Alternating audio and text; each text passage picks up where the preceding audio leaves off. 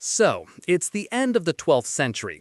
The Third Crusade, for all its star power with Richard the Lionheart, didn't exactly stick the landing. Jerusalem was still not in Christian hands. Pope Innocent III, a man who believed the title Vicar of Christ meant he was basically God's middle manager, decides to try again. He calls for a Fourth Crusade.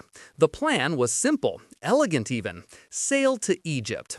The thinking was that the Ayyubid Sultanate, which controlled Jerusalem, had its power base in Cairo. Cripple Egypt, and the Holy Land would just fall into their laps. A perfectly logical military strategy, which is the first sign that things are about to go catastrophically wrong.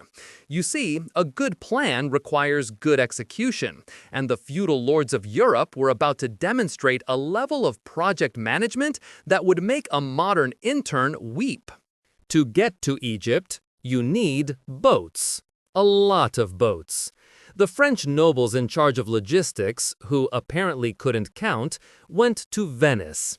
At the time, Venice wasn't just a city, it was a maritime corporation with a flag. They were run by the Doge, Enrico Dandolo, a man who was over 90 years old, blind, and infinitely more cunning than everyone else in the room combined. The Crusaders asked for transport and supplies for 33,500 men and 4,500 horses, a truly ambitious number. Dandolo gave them a quote: 85,000 silver marks, payable on delivery. This wasn't just a price, it was a gamble. The Venetians, in a stunning display of confidence, stopped all their normal commercial activities for over a year to build this massive fleet. They were literally betting their entire economy on the Crusaders showing up with cash in hand. A bold move, considering their clients were a decentralized collection of knights who thought budgeting was a type of French bread. The day of departure arrives in the summer of 1202. The massive, brand-new Venetian fleet is bobbing in the lagoon, looking magnificent. There's just one tiny problem. Instead of the expected 33,000 crusaders, only about 12,000 actually show up. Seems a lot of them decided to find their own way or just didn't feel like it. This created a bit of an accounting issue. The ones who did arrive scraped together everything they had, but they could only come up with 51,000 silver marks. They were 34,000 short. The Venetians, having bankrupted themselves building this armada, were not amused.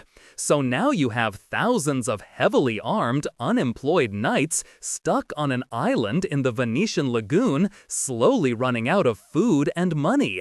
It's the world's most pious and heavily armed music festival gone wrong. This is the moment where Enrico Dandolo reveals he's been playing chess while everyone else was playing checkers. Dandolo makes a proposal, a friendly, helpful suggestion. He says, look, you can't pay, we can't let you leave. But there's this city down the coast, Zara. It used to be Venetian territory, but now it's controlled by the King of Hungary. If you could just help us get it back, we could call it a down payment. One small detail: Zara was a Catholic city. The King of Hungary had also taken the cross, meaning he was technically part of the crusade. So the Venetians were asking the Crusaders to attack another Christian city on behalf of a commercial rival, all as part of a holy war to reclaim Jerusalem. The Pope sent letters forbidding it, threatening excommunication for anyone involved. The Crusader leadership, in a moment of clarity, decided to not read those letters out loud to the troops. In November 1202, the crusade sacked Zara. Step 1 of not going to Jerusalem was complete. While wintering in a freshly conquered Zara, a new opportunity presents itself. Because of course it does. A man named Alexios Angelos arrives. He's a Byzantine prince, son of a recently deposed emperor. He has a simple, tantalizing offer. "Help me," he says, "overthrow my usurping uncle in Constantinople and restore me to my rightful throne." In return, he would pay the Crusaders the rest of their debt to Venice, which was 200,000 silver marks. He'd also provide 10,000 Byzantine soldiers for the crusade, permanently supply the army, and, this was the big one, submit the Eastern Orthodox Church to the authority of the Pope in Rome. He promised to solve every single one of their problems, financial, logistical, and even theological. It was the perfect deal. Too perfect. A deal so good, you'd have to be a complete idiot to believe he could actually deliver. So, naturally, they agreed. In June 1203, the Crusader fleet arrived at Constantinople. We have to understand, for these Western Europeans, this city was a myth made real. It had a population of maybe 400,000, while London and Paris were glorified towns of 20,000.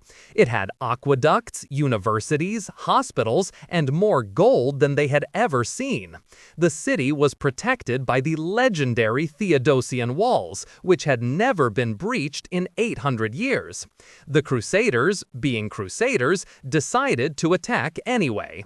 The initial siege was surprisingly effective, mostly because the usurping emperor Alexios III was a coward who fled the city with a bag of gold. So, young Alexios IV and his blind, restored father Isaac II were placed on the throne. The Crusaders camped outside the walls, waiting for their money. They had done their part. Now all the prince had to do was find 200,000 silver marks in a treasury his uncle had just emptied. Simple.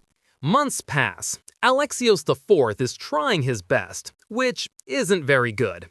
He melts down some church icons to get precious metals, which makes his deeply religious population furious. It's like paying off your loan shark by selling your grandmother's wedding ring. He's nowhere near the promised amount.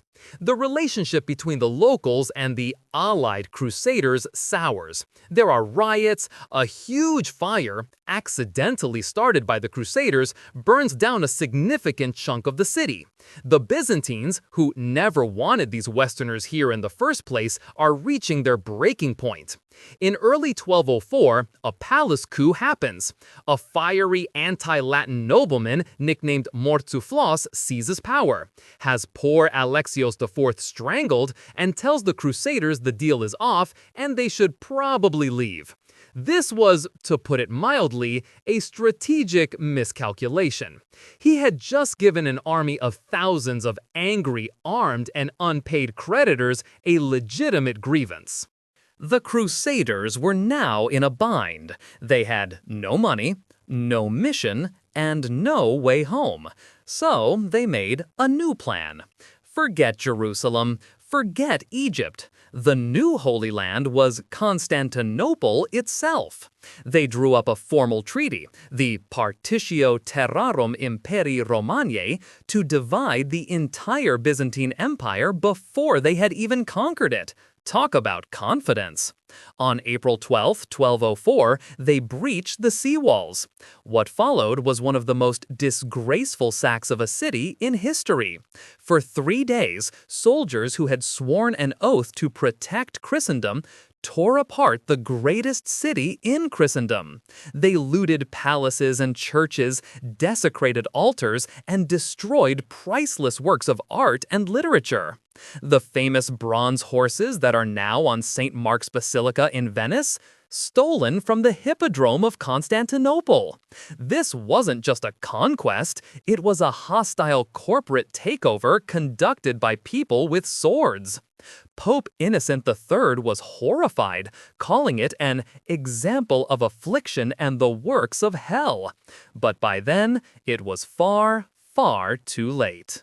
Having successfully destroyed their objective, the Crusaders established the Latin Empire of Constantinople. It was about as stable as a house of cards in a hurricane. They elected one of their own, Baldwin of Flanders, as emperor. He was captured and killed by Bulgarians within a year. A great start. The empire stumbled along for about 57 years before the Byzantines finally managed to retake their own capital. But the damage was done. The Fourth Crusade didn't just divert from its goal, it blew up the entire highway. It fatally weakened the Byzantine Empire, the great eastern shield of Christian Europe. This weakening created a power vacuum that, a couple of centuries later, the Ottoman Turks would be more than happy to fill, ultimately leading to the fall of Constantinople in 1453. They also permanently fractured the relationship between the Catholic and Orthodox churches, all to pay a shipping bill. It's a masterclass in how greed, short-sightedness, and a complete lack of planning can change the course of world history. So, what did we learn? We learned that a holy war motivated by faith can be very quickly sidetracked by a good old-fashioned need for cash. We learned that a 90-year-old blind man can outsmart an entire continent's military leadership. And most importantly, we learned that the road to hell isn't just paved with good intentions, sometimes it's paved with IOUs to the Venetian Republic. The Fourth Crusade stands as a perfect, shining monument to mission creep. A quest to liberate Jerusalem ended with the destruction of its Christian protector, a betrayal so profound that its consequences are still felt today.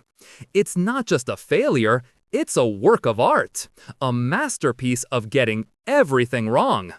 If you enjoyed this video, please like, comment, and subscribe to our channel for more historical insights. Thanks for watching, nerds!